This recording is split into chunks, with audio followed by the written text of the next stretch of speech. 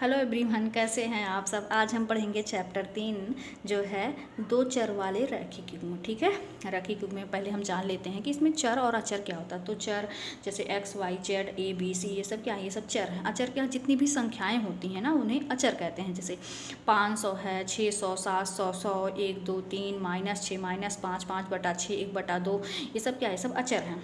रैखिक युग्म क्या है, जिस चर की घात एक हो। ठीक है, जिस चर की घात एक होती है उसे हम क्या कहते हैं, रैखिक युग्म। रैखिक युग्म मतलब जो यक्स या वाई या जेड की पावर मैक्सिमम घात कितनी होनी चाहिए, एक होनी चाहिए। तो ये 5x जैसे एक घात है, यहाँ पे 7y एक घात है, ये सब क्या रैखिक। दो चर वाले रैखिक युग्म, दो चर वाले रैखिक युग्म हैं जो है, जैसे कि दो चर वाले यानी एक्स वाई का मान या वाई जेड का मान 2 होना चाहिए, जैसे x 2x + y। ठीक है, ये सब दो चर वाले रैखिक युग्म 1 2। ठीक है, और इसके बाद जो है दो चर वाले रैखिक युग्म हो गए। इसके बाद जो है 7x + 8y हो गया। इस प्रकार जो है 5x - 8y हो गया। ये सब क्या है, ये सब दो चर वाले रैखिक युग्म। चलिए अब हम चैप्टर देख लेते हैं। इसमें कुछ क्वेश्चन जो हमारे हैं उसको हम पढ़ के देख लेते हैं। पहला हमारा क्वेश्चन क्या है, चैप्टर 3 का 3.1 का, दो चर वाले रैखिक समीकरण का युग्म। ठीक है, इसमें क्या, आफताब अपनी पुत्री से कहता है कि 7 वर्ष पूर्व मैं तुमसे 7 गुनी आयु का था। क्या था, 7 वर्ष पूर्व मैं तुमसे 7 गुनी आयु का था।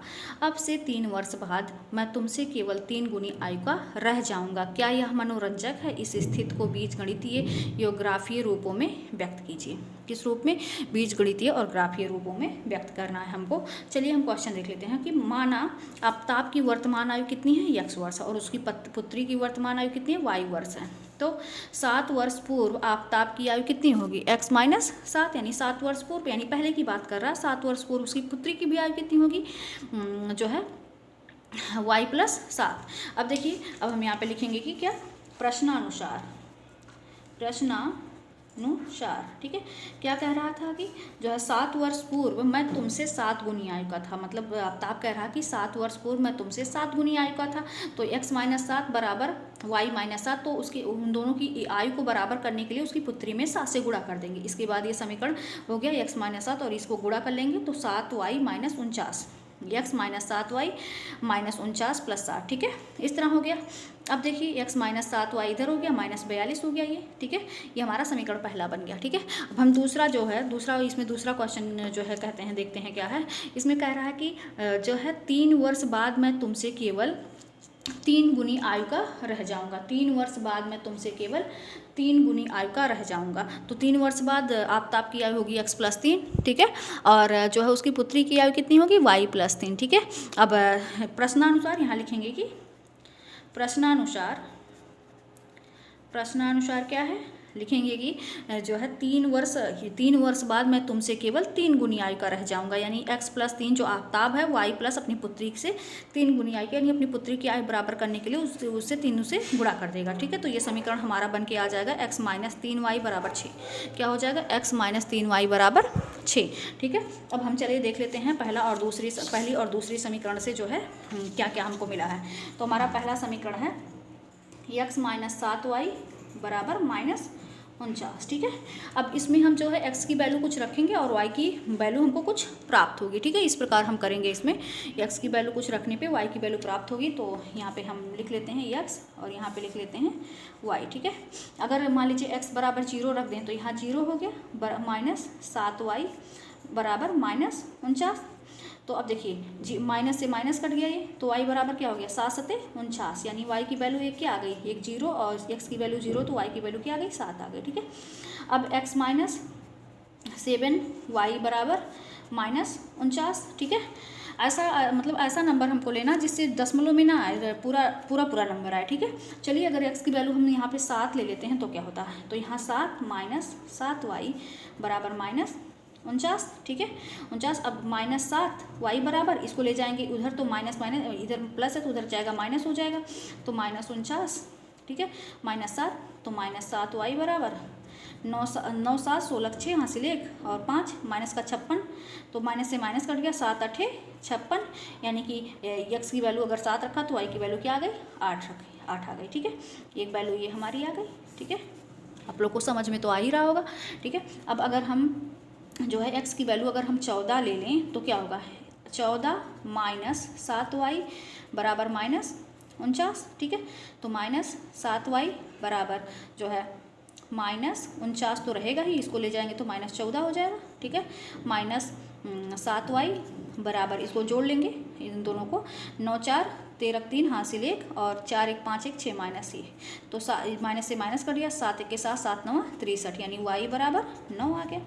कम से कम 3 वैल्यू तो निकालनी होगी एक्स वाई की, तो यहाँ अगर मैंने 14 रखा है तो इसकी वैल्यू कितनी आई, 9 आई है, ठीक है, 9 आ गई है, ठीक। अब इस प्रकार जो है हम दूसरा समीकरण, ये तो हमारे पहले समीकरण से था, ठीक है। अब हम दूसरे समीकरण से देख लेते हैं, हमारा दूसरा समीकरण क्या है।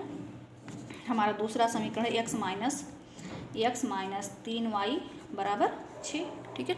x माइनस 3y बराबर क्या है, 6 है। तो इसमें हम देख लेते हैं, अगर ये हमारा दूसरा समीकरण है, अब x बराबर x और y की वैल्यू तो कुछ ना कुछ निकालना होगा हमको। x की वैल्यू अगर 0 रख दें यहाँ पे, तो x बराबर अगर 0 माइनस 3y बराबर -6 हो गया, ठीक है। तो y बराबर क्या हो जाएगा, माइनस है, और माइनस माइनस तो है नहीं कटेगा, तो 3 दूनी 6 यानी -2, ठीक है। x की वैल्यू 0 रखा तो y की वैल्यू क्या आ गई, -2 आ गई, ठीक है।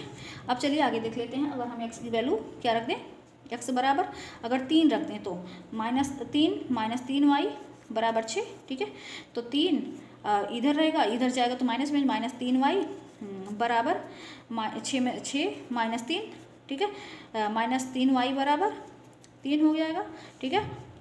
अब देख लेते हैं, 3 1 के 3 और y बराबर क्या आ जाएगा, -1 आ जाएगा कि नहीं, y बराबर 1 आ गया, ठीक है। यहाँ पे -1, अगर अब y की x की वैल्यू क्या रख दें, 6 रख दें, यहाँ पे 6 रख दें तो x माइनस 3y बराबर 6। अब यहाँ पे 6 रख दिया तो माइनस जो है 3y बराबर 6, ठीक है। तो -3y बराबर 6 माइनस 6 यानी क्या हो जाएगा, 0 हो जाएगा, तो y बराबर क्या आ जाएगा, 0 आ गया, यानी 6 रखा तो 0 आ गया, ठीक है।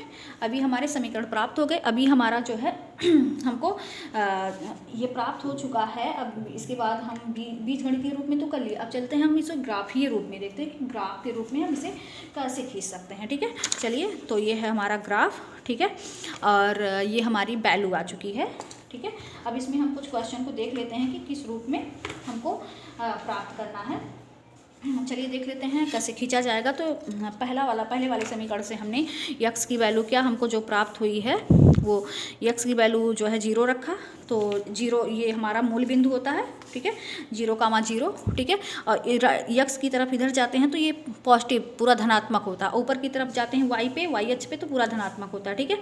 और अगर जो है हम इधर y पे नीचे की तरफ जाते हैं तो सारी चीज़ें माइनस में होती हैं, ठीक है। और इधर बाएं साइड जाते हैं तो भी जो है माइनस में होती हैं। तो ये हमने पूरा इसमें दर्शा दिया है। अब चलिए हम पहले ग्राफ खींचते हैं। तो पहला क्या है हमारा जो है, एक x पे क्या है, 0 है, और y पे कितना है, y पे हमारा 7 है, ठीक है।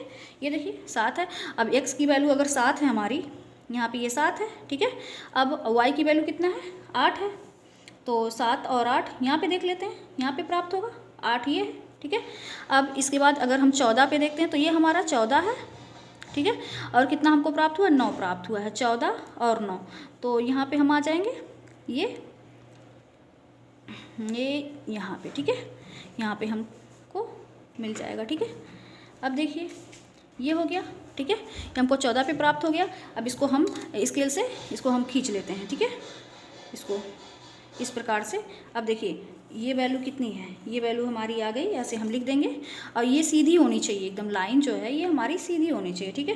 ये कितना है, 0,7, और ये कितना है 7,8, ठीक है, और ये कितना है 14,9, ठीक है, ये इस प्रकार, ठीक है, ये हो गई। अभी हम दूसरे समीकरण का देख लेते हैं। दूसरा समीकरण हमारा क्या है, दूसरा समीकरण है x 0 है, चलिए x 0 है, तो y क्या है, y क्या है हमारा -2 है, ठीक है, ये हो गया हमारा -2, ठीक है। अब हम दूसरा देख लेते हैं, एक 3 है, एक -1 है, x की वैल्यू कितनी है, 3 है, और y की वैल्यू कितनी है, -1 है। तो ये दोनों हमको कहाँ पे मिलेंगे, यहाँ पे आके मिलेंगे, ठीक है। ये हो गया हमारा 0,-2, और ये हो गया -1 का 3, -1, ठीक है। अगर 6 लेते हैं, 6 लेते हैं तो ये हो गया हमारा 6, ठीक है। ये 6 हो गया हमारा, और y की वैल्यू कितनी प्राप्त है, 0, ठीक है, ये हो गया। तो इनको मिलाते हुए हम एक सीधी लाइन खींच देंगे, किस प्रकार, इस प्रकार से, ठीक है। और जो है यहाँ पे हमारा ये है लाइन, और लाइन बिल्कुल भी हमारी सीधी आनी चाहिए, ठीक है, इस प्रकार। ये देखिए इसमें ये हमारा कितना आया था, 6, 0, ठीक है। अब हम लिख देंगे यहाँ पे, ये हमको ग्राफ प्राप्त हो रहा है पूरी तरीके से, ठीक है। इस प्रकार जो है ये है, ये वाली कौन सी वैल्यू है, x -7y बराबर -49 का, और ये कितना है, ये वाली वैल्यू कितनी है, जो है ये है x माइनस जो है 3y बराबर 6, ठीक है। इस प्रकार हम पूरा अच्छी तरीके से देखेंगे, लेकिन हम इसे पेंसिल से लिखेंगे, ठीक है। आप लोग को अब समझ में आ रहा होगा कि नहीं, अच्छे से समझ में आ गया कि इस प्रकार हमको करना है, ठीक है। अब दूसरा क्वेश्चन नेक्स्ट वीडियो में। Thank you so much.